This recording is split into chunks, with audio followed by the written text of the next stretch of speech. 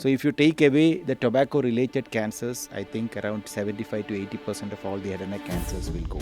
So there are a lot of early warning signs that we actually notice, but we do not know what this is actually leading to, right? The most important thing to say is that we can get signs of pre-cancerous situations in head and neck maybe 20 years before. Early detection can actually save a lot of lives.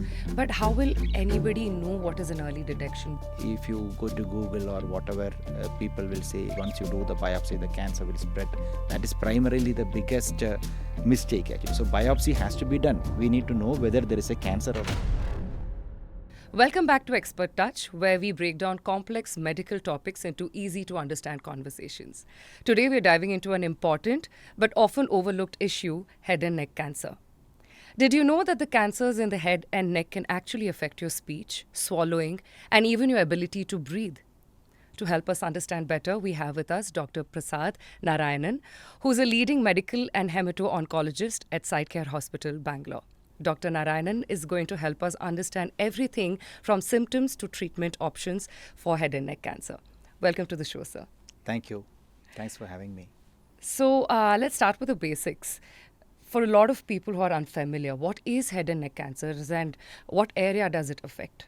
Right, so the name itself is very clear. So head and neck is cancers are the cancers, a group of cancers actually, which can affect the entire area of the head and neck.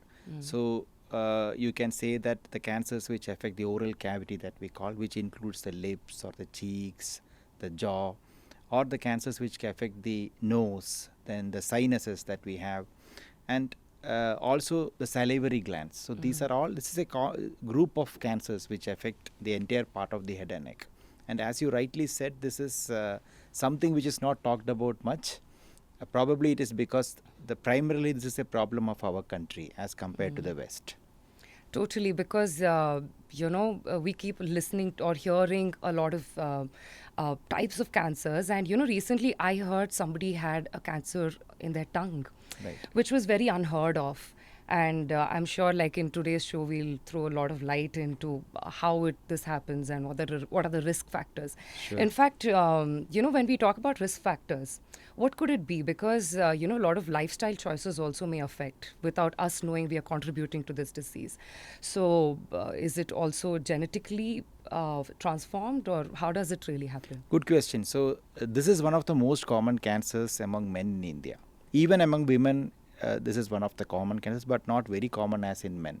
So you can say that around 20 to 25% of all the cancers in India in men is in the head and neck area. And the most common cause is tobacco.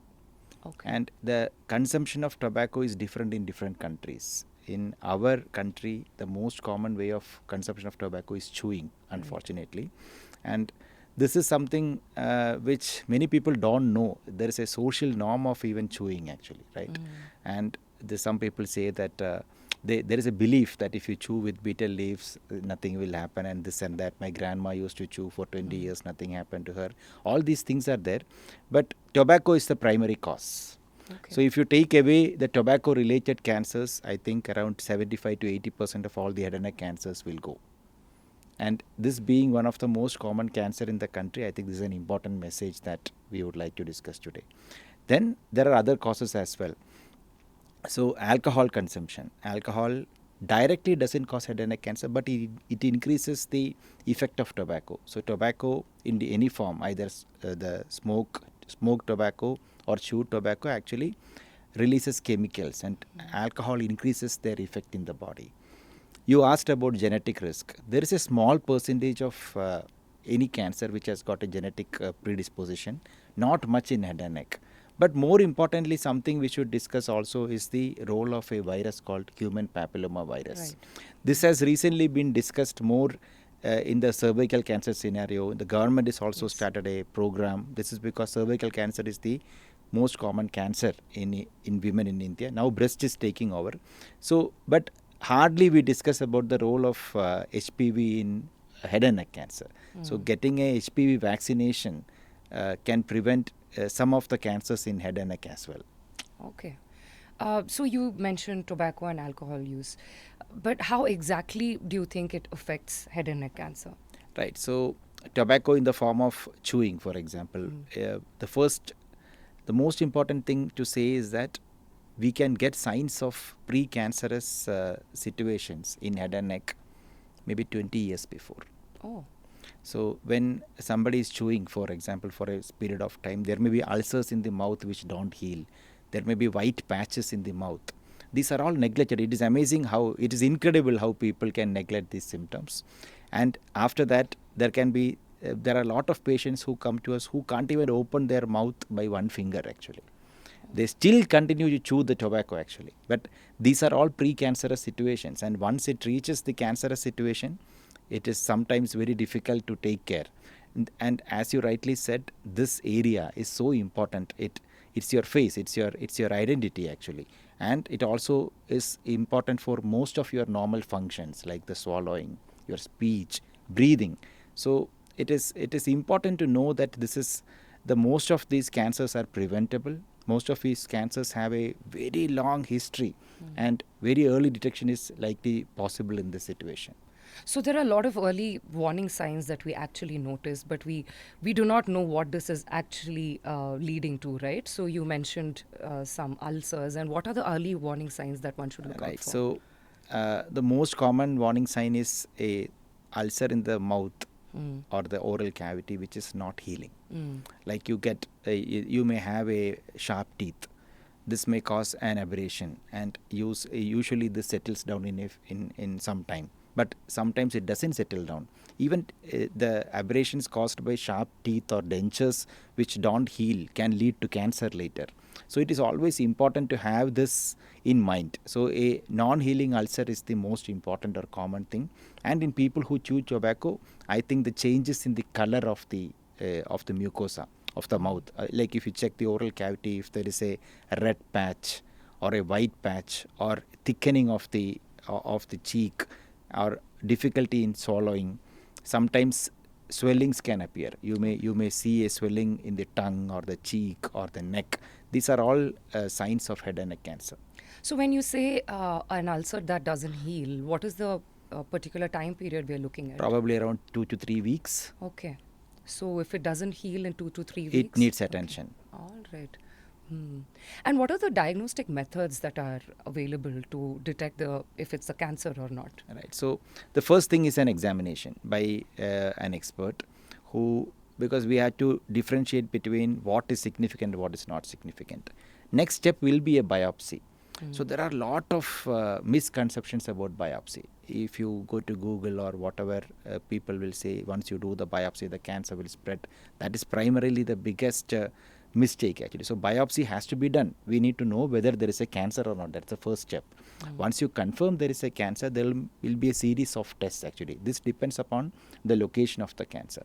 So as you said, the head and neck cancer, it could be the nose or the mouth or the throat. So depending upon that, there will be an examination with a video scope actually, which will look at these areas from inside.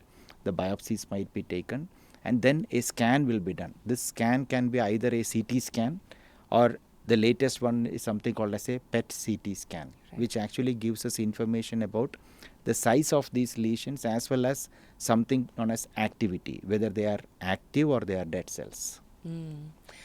So, like you said, there are also a lot of myths around these Absolutely. diagnostic methods, and people do not want to go and detect, or they do not want to go understand what is happening to their body. So, what are these common myths that you usually encounter? So I think the first myth will be that cancer is not curable.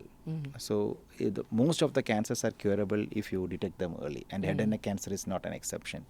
There is very good data to say that just by screening the oral cavity, just by putting a light into the oral cavity and examination, we can identify a large majority of these before they become cancerous actually. Next myth, as I told you, is that biopsy will cause spread of cancer. Biopsy will never cause a spread of cancer. Third is that the treatments of these cancers are very difficult. Like if you do surgery, you may not be able to speak. This is something which people think. Or if you do a surgery, you can't swallow.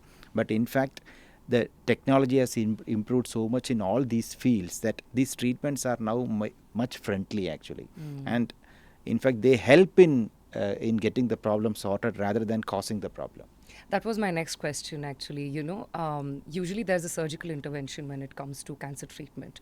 And is it necessary in head and neck cancer as well? Because, like you said, there are advanced treatments available. So, can also a non surgical intervention be made? Good question. So that also depends upon two things actually. One is what is the site of the disease? Where is it actually? Second is in what situation have we found it? Is it in very early stage or it is in slightly mid stages or it's the last stage? So in depending upon the site of the disease, for example, a lesion which happens in the tongue, for example, that needs surgery. But there are vocal cords. There is vocal cords are the which from where the voice comes. Head and neck cancer can affect there also. These lesions can be treated even with a daycare kind of surgery, with a laser. You don't need to do anything. You can this finishes in 3 or 4 hours and the cancer is cured. Or there are other treatments like radiation, which is a treatment which can in many cases we don't do surgery. Many cases in head and neck cancer are treated with radiation along with either chemotherapy or newer treatments like immunotherapy. Right. Also, you said, early detection can actually save a lot of lives. But how will anybody know what is an early detection? Because usually what we know is once a person gets to know he or she has cancer, it's kind of advanced, right? Usually the symptoms kind of show up much later. What are the few signs also, if not early? I think it is changing. Like Okay. I would say that a decade back when we used to see cancers in general also in India, we used to see 75% of them coming in 3 and 4 and 25 in stage 1, 2. But Yeah. that has changed completely.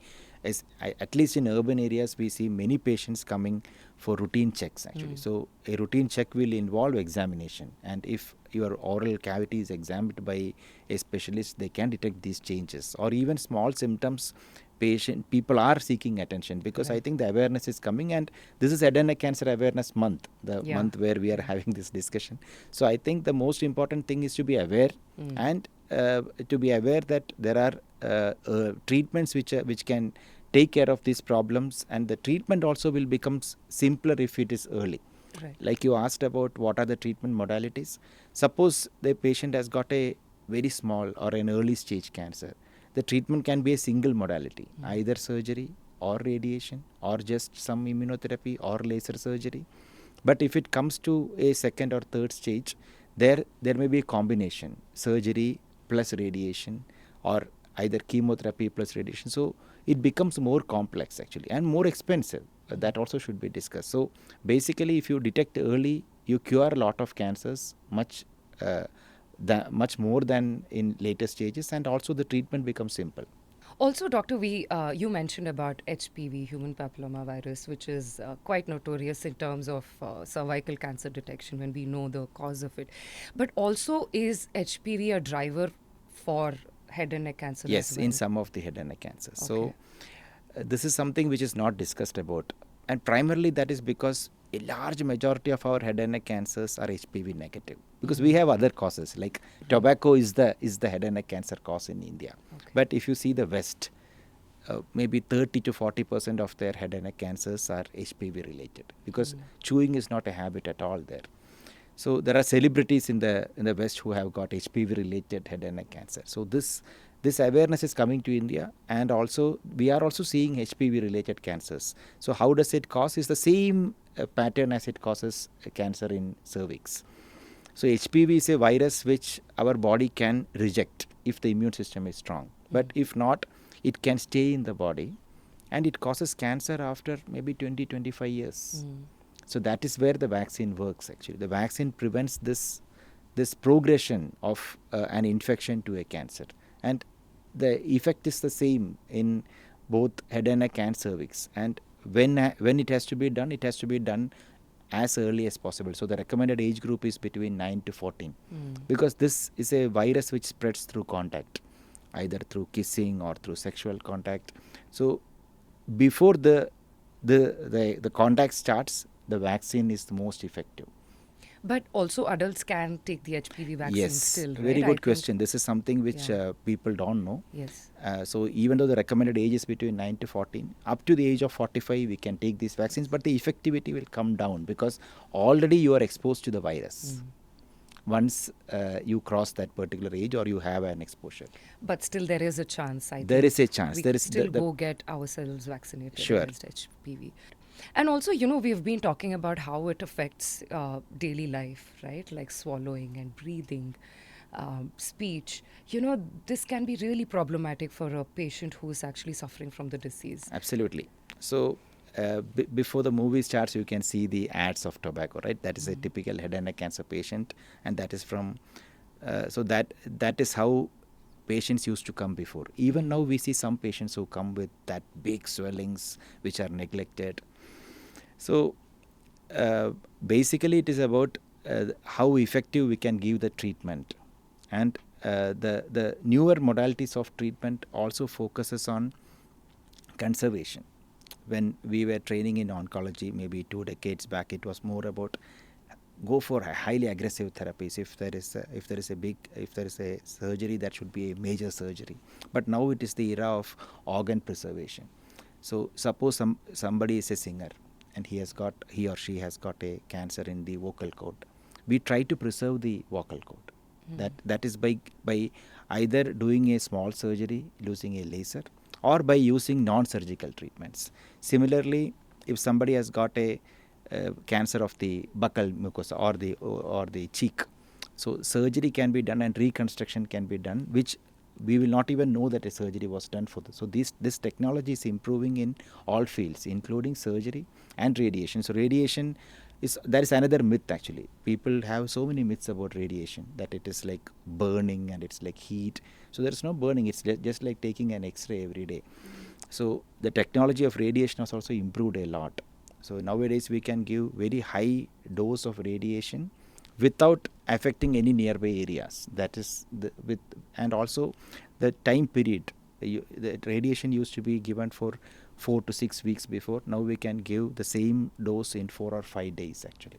Another thing is the chemotherapy. Yes. So chemotherapy also has improved a lot. These days chemotherapy doesn't cause the same kind of side effects they used to cause before.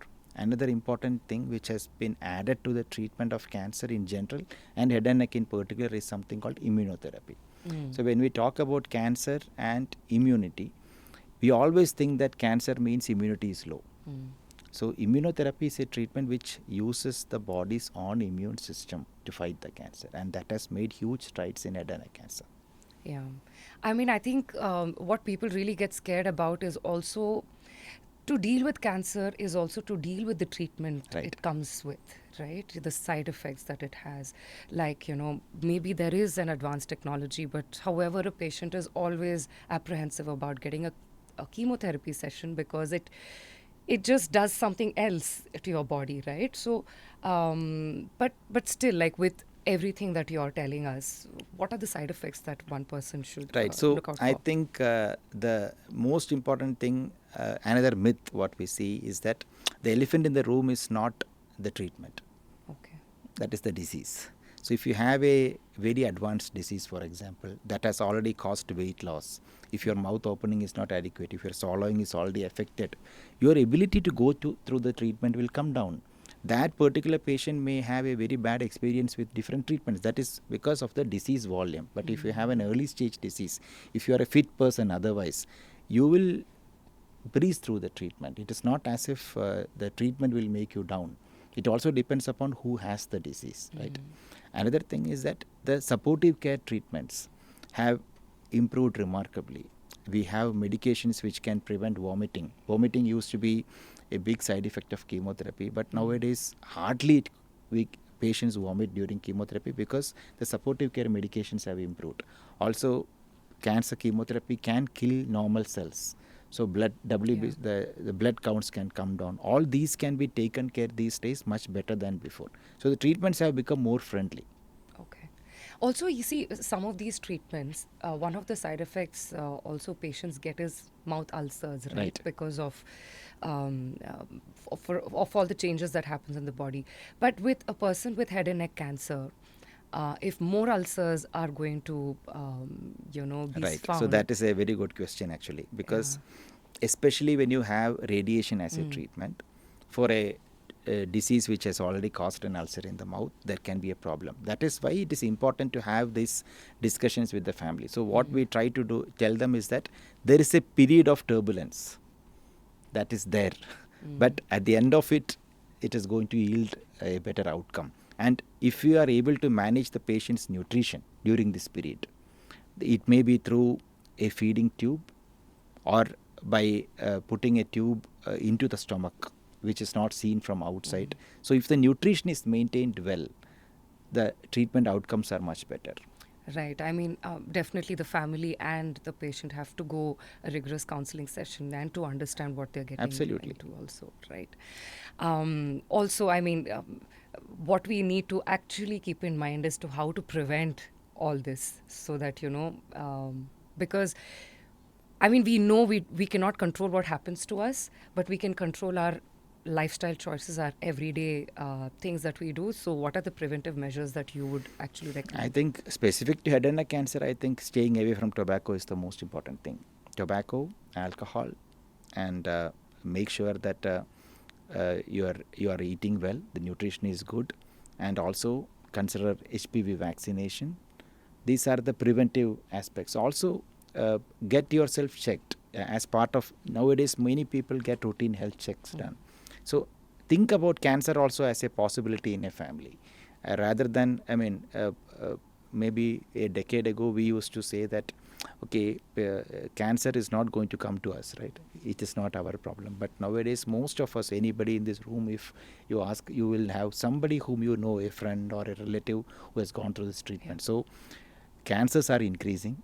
Urbanization is one reason probably for that, and urbanization is also the reason why many people are addicted to many of these substances. So substance abuse is the most common cause of head and neck cancer.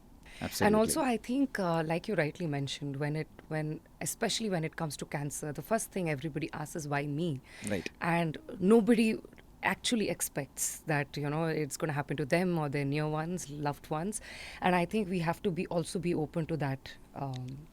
That's a fact, because many cancers are common. Many cancer is a common disease actually, and probably we are seeing a situation where the number of cancers that we are detecting are increasing. Probably it is because of increased detection, or there is an increased incidence as well. Maybe the lifestyle is affecting. So, what about the recovery? Post surgery or after any therapy, how long does it take, and what are the kind of cases that you have seen, success stories? Right. So there are so many success stories actually. So a large majority of head and neck cancers are cured, especially the ones which are in the early stages. I can to answer this question. Maybe probably we should discuss about cancer of the voice box, which is called larynx cancer. So larynx cancer in early stages, as I told you, can be treated by laser surgeries. It can be treated with radiation, and it can be some, but there are some situations when we have to remove the larynx. That is called laryngectomy. It's a surgical treatment. So when somebody we counsel for laryngectomy, they think that they can't speak after that, but there are the advances in the surgery is such that nowadays patients can speak after removal of larynx through devices actually, and there are people who can even go back to their singing profession after a laryngectomy. So this is something which we need to discuss. Similarly, major surgeries of the throat, which mandate removal of the oral the pharynx or something like that, the reconstruction can help in the patient coming back to normalcy in terms of swallowing, speech, breathing, all these things. The rehabilitation is an important part of this. So the rehabilitation starts along with the treatment. So when you counsel a patient for a surgical removal of the voice box, the rehabilitation starts there. So there is a training which happens along with that. So that is an important thing. People should not shy away from treatment thinking that once you do this, you are not going to speak after Right. that. That is something that I had not heard of. And does the voice change, or will there be Slightly. yes? Yeah. But important to save your voice. I think Right. that's a blessing. Right. So today we've learned a lot about head and neck cancers, a lot of insights thrown at this particular topic. And I would like to thank Dr. Prasad Narayanan to patiently answer all our questions and to throw insight on this particular subject. So it was a pleasure talking to you. So basically, I would say that as a closure to this discussion, that this is Head and Neck Cancer Awareness Month, and we should be aware that this is the most common cancer among men in India, and the most common cause of this is tobacco. Whatever we say, that is what is the bottom line here. We should not neglect that actually, and this affects the habit of tobacco chewing is more among the youth. If you see, Yes. among children, school children, college students, if you see the driver who will take us now to home will be chewing something. So I think that awareness is the key, and that is the best way of preventing head and neck cancers. Thank you so much, Doctor. Thanks. If you or your loved ones is at risk, please do not hesitate. Please contact your healthcare professional. Make sure to subscribe, share, and stay informed. Until our next episode on Expert Touch.